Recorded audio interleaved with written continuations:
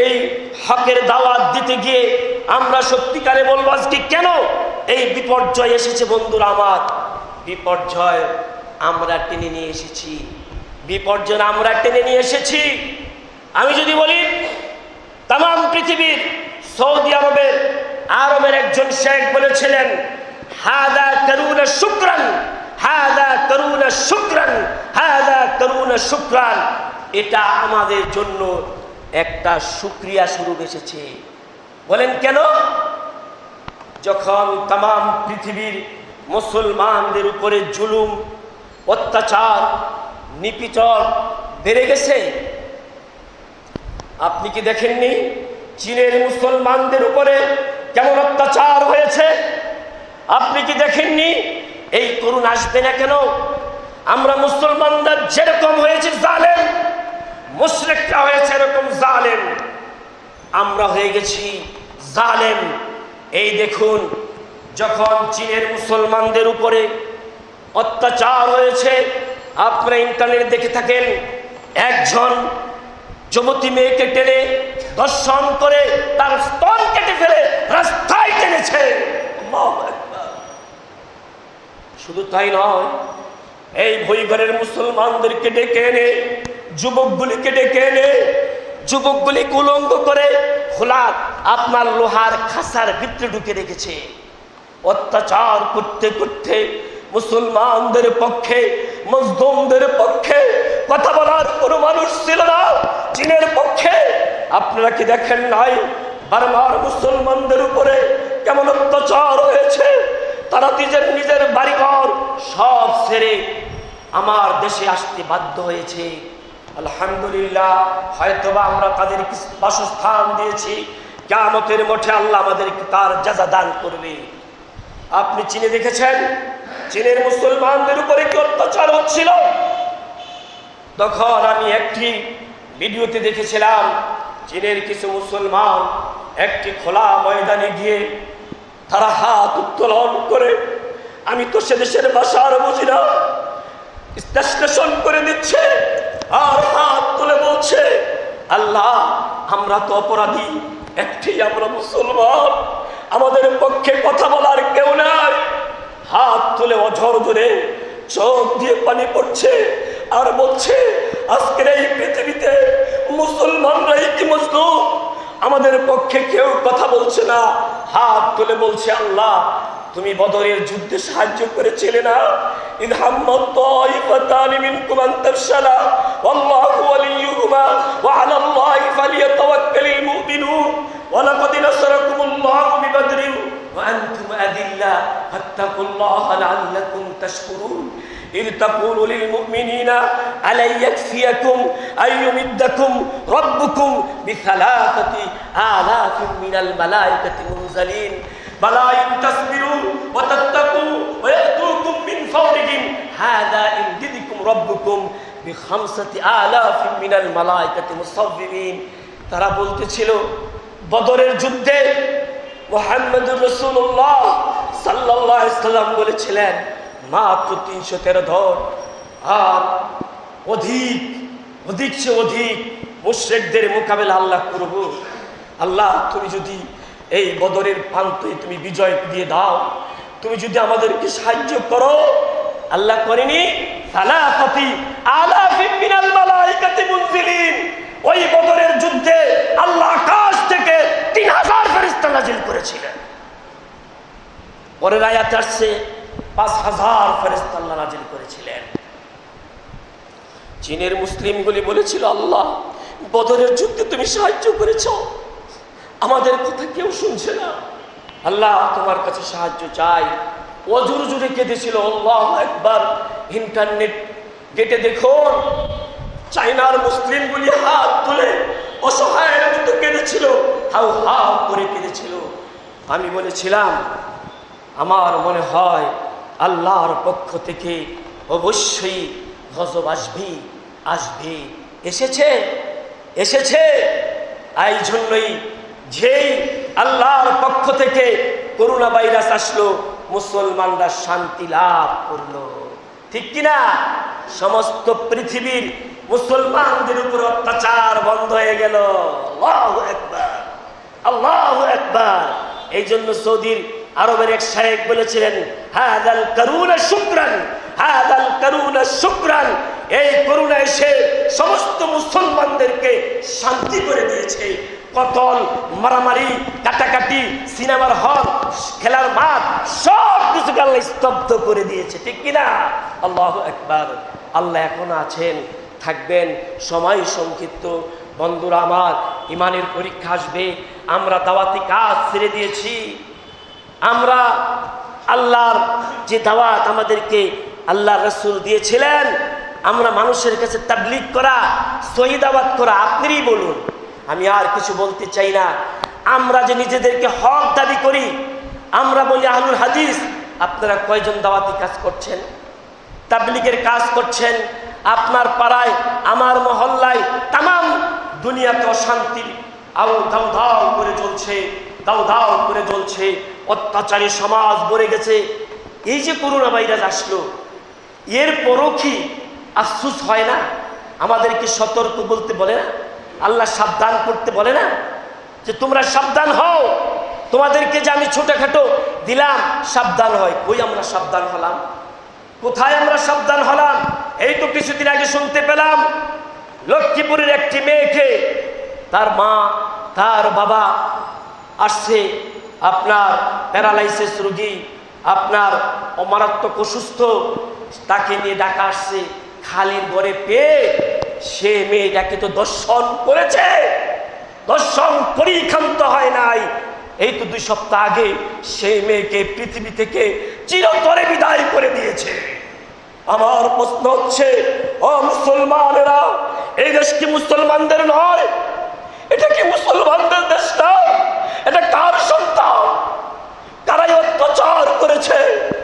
তারা সেই মেয়েকে এমন ভাবে জুলুম করেছে, তাকে দর্শন তো করেছি, আবার তামাম পৃথিবী থেকে বিদায় করে দিয়েছে। ও বাংলার মানুষেরা, আমি আপনাদের কাছে প্রশ্ন করি, এটি কি মুসলমানদের দেশ নয়? কেন একটি 4 বছরের বাচ্চাকে দেখলাম বেলেট দিয়ে জব করে পৃথিবী থেকে বিদায় করে দিয়েছে।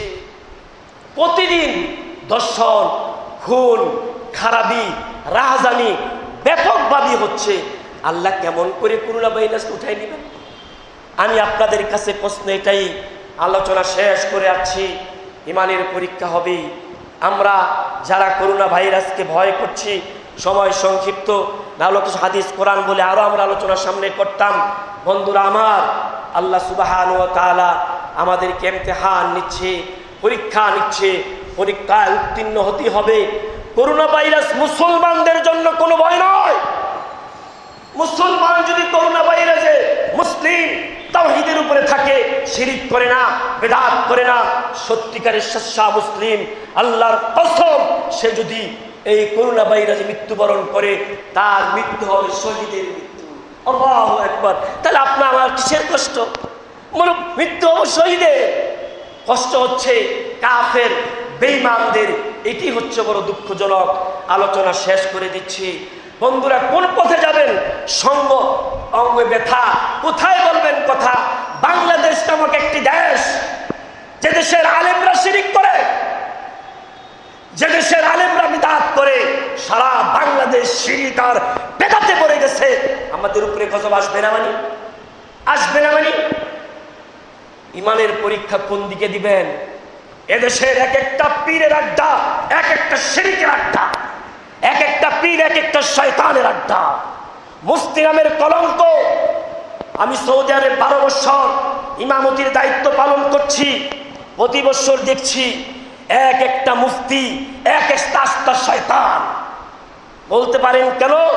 উমরা করতে যায় শুরুতেই বেদাত, হজ করতে যায় শুরুতেই বেদাত, সালাতের শুরুতে বেদাত, সালাতের লাস্টে বেদাত, আযানের প্রথমে বেদাত, লাস্টে বেদাত, বেদাত আর বেদাত, শিরিক আর শিরিক। আজীব আলোচনা এখানেই আমরা সংক্ষিপ্ত করতে চাই। বন্ধুরা, আমরা যতক্ষণ পর্যন্ত শিরিক এবং বেদাত থেকে মুক্ত না হব, ততক্ষণ পর্যন্ত আল্লাহ আমাদের দিকে তাকাবেন না। কালেম নামের কলঙ্ক, মুফতি নামের কলঙ্ক, শিরিক দিয়া আজীব আজীব এক দেশ, আজীব এক মানুষ।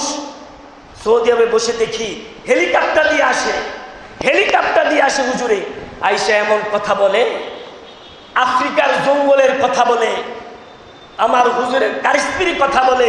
এই হুজুরদেরকে আমরা কি বলে হেলিকপ্টার দিয়ে নিয়ে আসি, এসে বেদাত আর শিরিক দিয়া এদেশকে বলে দিয়েছে যতদিন পর্যন্ত এদেশ শিরিক এবং বেদাত থেকে মুক্ত না হবে আমরা আল্লাহর কাছ থেকে মুক্ত হব না, আমরা আল্লাহর কাছ থেকে মুক্ত হব না। একমাত্র আলহামদুলিল্লাহ শুকরান জাজিলান জামরাহান হাদিস আমরা চেষ্টা করি শিরিক এবং বেদাত থেকে মুক্ত হতে। আল্লাহ আমাদেরকে তৌফিক দান করুক। ওয়া আলাইনা ইল্লাল বালাগ।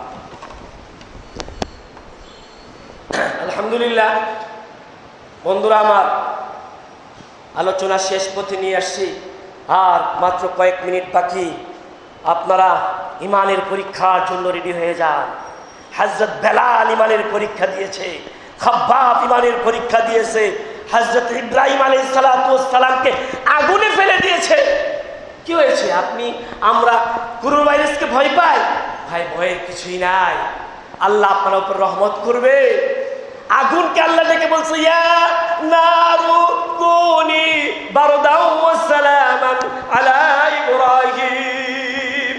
আগুনকে ডেকে আল্লাহ বলছে, আগুন সাবধান, তুমি সালাম শান্তি হয়ে যাও, তুমি ঠান্ডা হয়ে যাও। ইমানের পরীক্ষা আগুনে ফেলে দিয়েছে ইব্রাহিম আলাইহিস সালামকে, উনি ইমানের উপর অটল ছিলেন। হযরত বেলাল রাদিয়াল্লাহু তাআলা আনহুকে উত্তপ্ত সেই মরুভূমির উপরে পাথর দিয়ে চাপা দিয়ে রেখেছে, উনি বলছেন আহাদ আহাদ আহাদ আহাদ। ইমানের পরীক্ষা তারা উত্তীর্ণ হয়েছে। জনাবে মুহাম্মদুর রাসূলুল্লাহ প্রতিটা নবী রাসূলকে ইমানের পরীক্ষা দিতে হয়েছে। আল্লাহ রসুল উহুদ করেছেন, খন্দক করেছেন, বদর করেছেন, নিজের জীবনকে বাজি রেখে এই দুনিয়াতে ইসলামকে কায়েম করে গেছেন। আমরা তার উম্মত বলে দাবি করি, আমরা শিরিক আর বেদাতের দাওয়াতের প্রচলন করি। লানাতুল্লাহি আলাইহা, লানাতুল্লাহি আলাইহা। এত বড় জুব্বা আর পাগড়ি তোমাকে লানত করছে। যাও, আলোচনার সামনে নিচ্ছি না বন্ধুরা আমার, এখন হচ্ছে দোয়ার করব। এই সময়ে অনেকে বিদায় নিয়েছেন, বিশেষ করে এই মসজিদের মুতাল্লি সাহেব, উনি চলে গেছেন। মানা আব্দুল করিম সাহেব, না করিম সাহেব চলে গেছেন। ওনার জন্য দোয়া করি, আল্লাহ তাকে জান্নাতবাসী করে দাও। আমি তো বহু বছর ধরে আপনাদের মহল্লারি জামাই, আমি দেখেছি উনি ফজরের নামাজ মিস দেয় নাই। আল্লাহু আকবার। আমি যতদিন দেখেছি উনি ফজরের নামাজ মিস দেয় নাই। আল্লাহু আকবার। আমরা দোয়া করি, আল্লাহ ওনাকে ক্ষমা করে দাও, আল্লাহ ওনাকে মাফ করে দাও। সবার জন্য দোয়া করতে হবে। চলে গেছেন আমার উস্তাদ।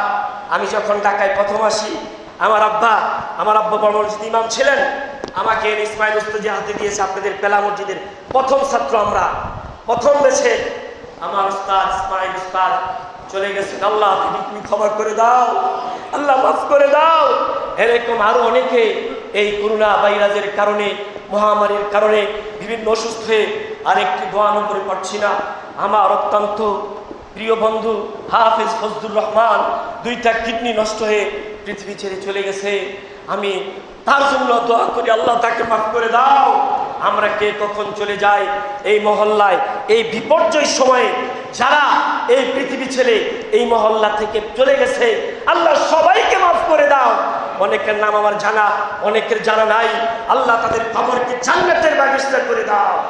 আমি এই কাতারগুলিতে যে দেখেছিলাম, আজকে দেখি না। 12 বছর সৌদি আরব থাকি, এই কাতারের মুসল্লি নাই, সবাই পিছনের গুলি সামনে আসছে, ঠিক কিনা ভাই? তার মানে আমাদেরকে স্মরণ করে দিচ্ছে আমরাও চলে যাব, আমরা বৃদ্ধ হচ্ছি, তার মানে আমরা চলে যাব। বন্ধুরা আমার, অনেক অসুস্থ আছেন। নবাব ভাইয়ের ভাই লাডমিয়া সাহেব, উনি অসুস্থ হয়ে উনি হাসপাতাল থেকে এসেছেন। আল্লাহ ওনাকে সুস্থতা দান করো, আল্লাহ তাকে সুস্থতা দান করো। আরো অনেক অসুস্থ আছেন, যারা যারা অসুস্থ আছেন, আরো যারা যারা আল্লাহ রব্বুল আলামিনও আপনার আমিন হাজি, আমিরউদ্দিন হাজি, হ্যাঁ কি হাজি না, এই যে আসতেন এখানে নামাজ পড়তেন, আমিরুল্লাহ হাজি, উনি অসুস্থ হসপিটালে আছেন।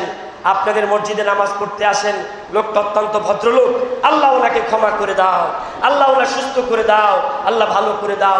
এবং তাম পৃথিবী যে যেখানে অসুস্থ আছে সবাইকে সুস্থ করে দাও ইয়া আল্লাহ।